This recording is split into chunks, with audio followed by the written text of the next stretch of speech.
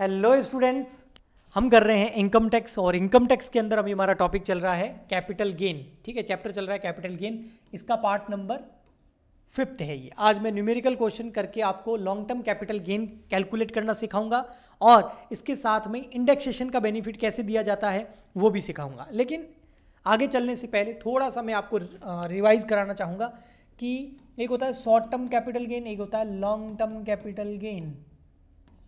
इनकी कैलकुलेशन का फॉर्मेट मैंने बताया था, वो थोड़ा सा एक बार बता देता हूँ, फिर हम न्यूमेरिकल करते हैं।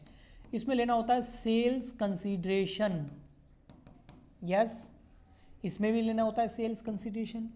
उसमें से हम लेस करते हैं कॉस्ट ऑफ ट्रांसफ़र, इसमें भी करते हैं, इसमें भी करते हैं, कोई जो है ज़्यादा अंतर नहीं है। तो हमारे सामने निकल के आता है नेट कंसीडरेशन। हाँ बिल्कुल आता है, ये मैं करवा चुका हूँ, है ना, लेक्चर नंबर कौन से में कराया था, 3rd में शायद। ठीक है, प्लेलिस्ट में मिल जाएंगे सारे लेक्चर आपको। ओके, फिर हम लेस करते हैं COA, कॉस्ट ऑफ एक्विजिशन। यहाँ पर भी लेस करते हैं कॉस्ट ऑफ एक्विजिशन, बट कौन सा वाला, इंडेक्सेशन का बेनिफिट मिलता है यहाँ पर। यस, इंडेक्सेशन का बेनिफिट मिलता है। इंडेक्सेशन का बेनिफिट लॉन्ग टर्म में देना होता है, शॉर्ट टर्म में नहीं देना होता है। इसके बाद हम लेस करते हैं कॉस्ट ऑफ इम्प्रूवमेंट, COI, यहाँ पर भी करते हैं, यहाँ पे भी करते हैं, लेकिन यहाँ पर इंडेक्सेशन का बेनिफिट देते हैं। यस, फिर आ जाता है हमारे सामने यहाँ पर क्या आ जाता है, gross long short term capital gain. ठीक है, और यहाँ आ जाता है gross long term capital gain. उसमें से डिडक्शन लेस कर देते हैं अंडर सेक्शन 54, वो मैं वैसे भी प्रीवियस नेक्स्ट लेक्चर के अंदर बताऊंगा। अभी आपको एक न्यूमेरिकल क्वेश्चन सॉल्व करके बताता हूँ। ये वाला क्वेश्चन में है जो नाम है, ठीक है, ओके, जो है वो परचेज कर रहा है हाउस प्रॉपर्टी। तो हमको लग रहा है ये तो हाउस प्रॉपर्टी का होगा, नहीं बेटा, ये परचेज कर रहा है, हाउस प्रॉपर्टी रेंट पे नहीं दे रहा। हाउस प्रॉपर्टी खरीद रहा है, कब खरीद रहा है, 1 सितंबर 1999 को 4,10,000 रुपये में, और इसको बाद में बेचेगा। तो जो उसने परचेज करी है, क्या परचेज करी है, हाउस प्रॉपर्टी, कब, 1999 में। तो उसकी आपको परचेज प्राइस यानी कि एक्चुअल कॉस्ट दे रखी है, कितनी, 4,10,000 रुपये।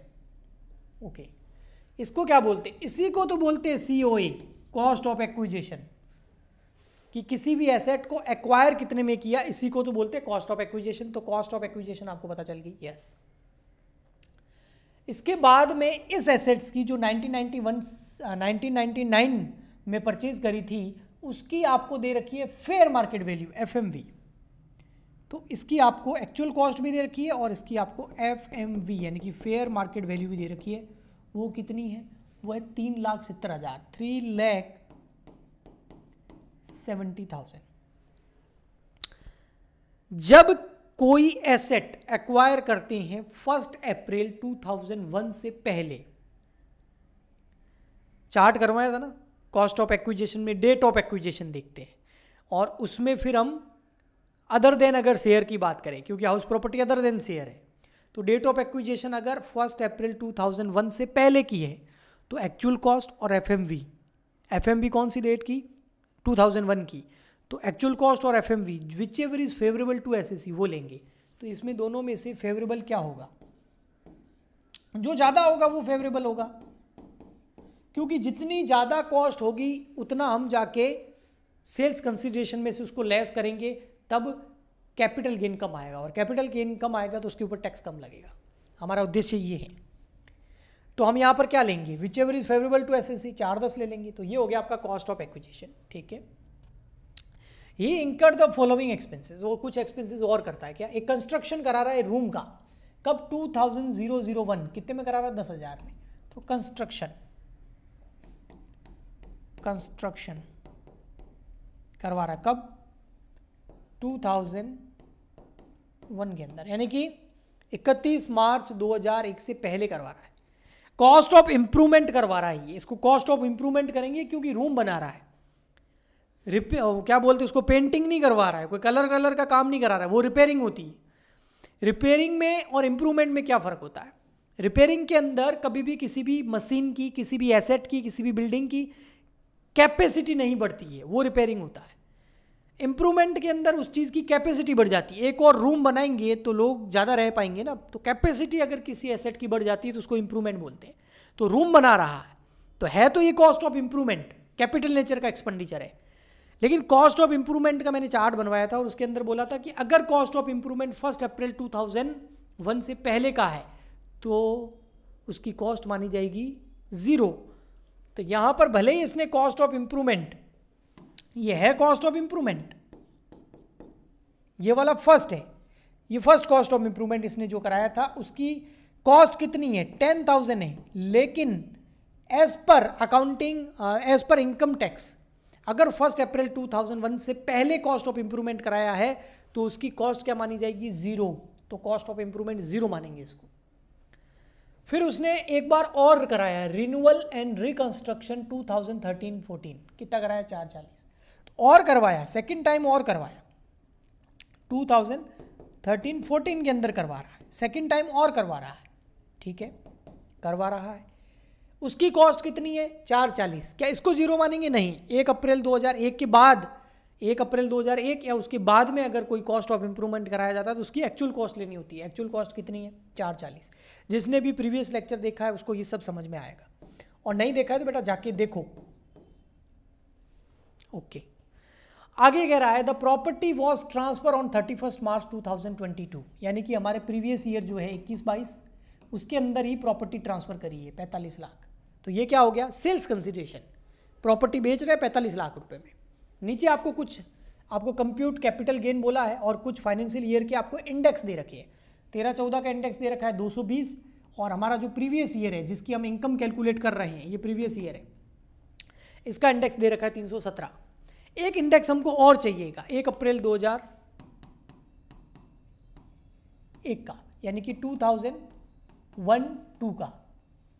ये इंडेक्स अगर आपको क्वेश्चन में नहीं दे रखा है तो इसको देने की जरूरत ही नहीं है, क्योंकि इसका इंडेक्स सबको याद होगा। क्या है वो 100। अब है क्या ये मैं बताऊंगा, अभी आपको अच्छे से समझाऊंगा।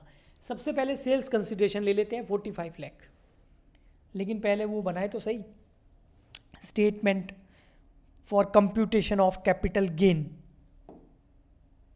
अभी बना देते हैं। कोई बहुत हार्ड नहीं है, इजी है, बहुत वेरी सरल। देखिए यहाँ लिखेंगे कंप्यूटेशन ऑफ कैपिटल गेन। एक चीज़ का ध्यान रखना, प्रीवियस ईयर कौन सा है 2021-22, इसकी इनकम पे टैक्स लगा रहे असेसमेंट ईयर 22-23 में। ओके चलिए जी, चलिए सबसे पहले ले लेते हैं sales consideration 45 lakh. Long term में ये तो पता लग गया है, क्योंकि एसेट खरीदी कब थी 1999 में, बेच कब रहे हैं 21-22 में, तो 36 महीने क्या है ना, 22 साल हो गए हैं, तो है तो लॉन्ग टर्म। लेस कर दो, इंडेक्स का बेनिफिट मिलेगा। कॉस्ट ऑफ ट्रांसफ़र, यानी कि कोई ब्रोकरेज वगैरह, कमीशन वगैरह, दलाली वगैरह दी है, क्वेश्चन में नहीं दे रखी तो मैं मान रहा हूँ नहीं दी होगी भैया। लेस ये क्या आ जाएगा नेट कंसीडरेशन। ओके, इसमें से लेस करेंगे हम कॉस्ट ऑफ एक्विजिशन, लेकिन इंडेक्स वाला, इंडेक्सेशन वाला, क्योंकि इंडेक्स का बेनिफिट मिलेगा लॉन्ग टर्म है। कॉस्ट ऑफ एक्विजिशन COA जिसको हम बोलते हैं। कितना है कॉस्ट ऑफ एक्विजिशन, ये रहा। कितने में खरीदी थी हमने, खरीदी थी ये हमने देख लिया, दोनों में से जो क्या होगा हायर वो लेना है हमेशा, ठीक है। जब एसेट 1 अप्रैल 2001 से पहले की हो तब, बाद की हो तब तो एक्चुअल कॉस्ट लेनी है। तो 4,10,000 FMV फेयर मार्केट वैल्यू और एक्चुअल कॉस्ट दोनों में से जो फेवरेबल हो, यानी कि जो ज़्यादा हो सबसे, वो लेना होता है। तो 4,10,000 क्या आ गया, 4,10,000 क्या आ गया कॉस्ट ऑफ एक्विजिशन। लेकिन ये 4,10,000 जो कॉस्ट ऑफ एक्विजिशन मान रहे हैं, इसमें उस टाइम का इंडेक्स क्या था, उस टाइम का मतलब 1999 का नहीं। अगर 1 अप्रैल 2001 से पहले की एसेट है तो उसमें इंडेक्स हमेशा 1 अप्रैल 2001 वाला लेना है, वो है 100। यानी कि 2001-2 के अंदर आपकी जो कोई एक प्राइस है वो डिसाइड कर दी कितनी, 100। ठीक है, अब समझना, इंडेक्स डिसाइड कर दिया 100, यानी कि उस टाइम 100 जो वैल्यू चल रही थी, हाँ, वो अब कितनी हो गई। अगर 1 अप्रैल 2001 के अंदर किसी चीज़ की वैल्यू 100 थी तो आज के टाइम कितनी हो गई, 21-22 में, प्रीवियस ईयर में कितनी हो गई, 317। तो इसका मतलब ये हुआ कि 4,10,000 100 के बराबर है, क्योंकि ये उस टाइम की वैल्यू है, 2001-2 की है। तो अभी इसको अभी की वैल्यू पे लेके आओ, यानी कि 317 पे लेके आओ इसको, क्योंकि 4,10,000 की अब थोड़ी होगी, अब इसकी भी तो वैल्यू बढ़ गई होगी ना एसेट की। हाँ, तो इस तरीके से कॉस्ट ऑफ इंडेक्सेशन निकालते हैं, इंडेक्सेशन का बेनिफिट दिया जाता है। तो 4,10,000 वैल्यू थी 100 पे, तो 317 पे कितनी हो जाएगी, 12,99,700। तो कहाँ 4-10 कम हो रहे थे और कहाँ 12,99,700, 13 लाख के करीब कम हो रहे हैं। तो जितना यहाँ लेस करेंगे उतना ही गेन कम आएगा, उतना इनकम टैक्स कम लगेगा। Less next, index cost of improvement,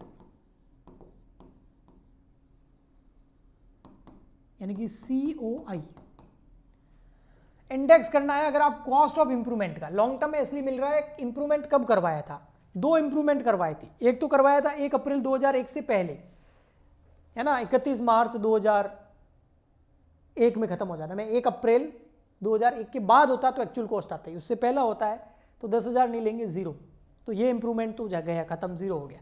second improvement कब कराया, 13-14 में, कितना, 440 का। तो कॉस्ट ऑफ इंप्रूवमेंट है 4,40,000। कब करवाया, 13-14 में।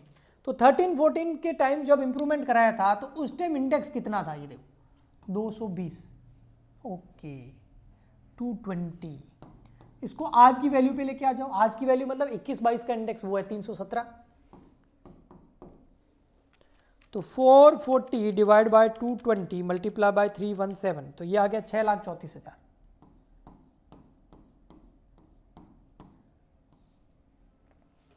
तो ये आ गया आपका gross long term capital gain, 45 lakh minus 12,99,700, 6,34,000। तो आ गया 25,66,300, 25,66,300। इसमें से लेस होता है एग्जम्पशन अंडर सेक्शन 54 भी है, 54B है, 54D है, उसके बाद 54E है कुछ, ठीक है, उसके बाद 54EC है, उसके बाद 54G है। तो ये सारे डिडक्शन हम नेक्स्ट लेक्चर के अंदर करेंगे। अभी मान रहा हूं कि डिडक्शन नहीं मिल रही है, कब मिलती है कब नहीं मिलती है नेक्स्ट लेक्चर में देखेंगे। तो लॉन्ग टर्म कैपिटल गेन जो टैक्सेबल है वो कितना है, 25,66,300। ये देखो ये आंसर आ रहा है 25,66,300, ये रहा। ओके, तो इस तरीके से न्यूमेरिकल क्वेश्चन सॉल्व किए जाते हैं, इस तरीके से इंडेक्सेशन का बेनिफिट मिलता है। आई होप आपको अच्छे से समझ में आया होगा। ऐसे ही लेक्चर यूट्यूब पे आते रहेंगे, लेकिन अगर आपको डिटेल में पढ़ना है, बहुत सारे क्वेश्चंस करने हैं, पर्सनली पढ़ना है मुझसे, तो आप हमारी ऐप डाउनलोड कर सकते हैं। वहाँ पर paid, recorded and live batches available है रीजनेबल प्राइस के अंदर। ओके, सो और यूट्यूब पे ऐसे ही आपकी हेल्प के लिए वीडियोस आते रहेंगे। Like, share, subscribe and comment जरूर करना। हम मिलते हैं नेक्स्ट वीडियो में। आज के लिए इतना ही, तब तक के लिए goodbye and thank you.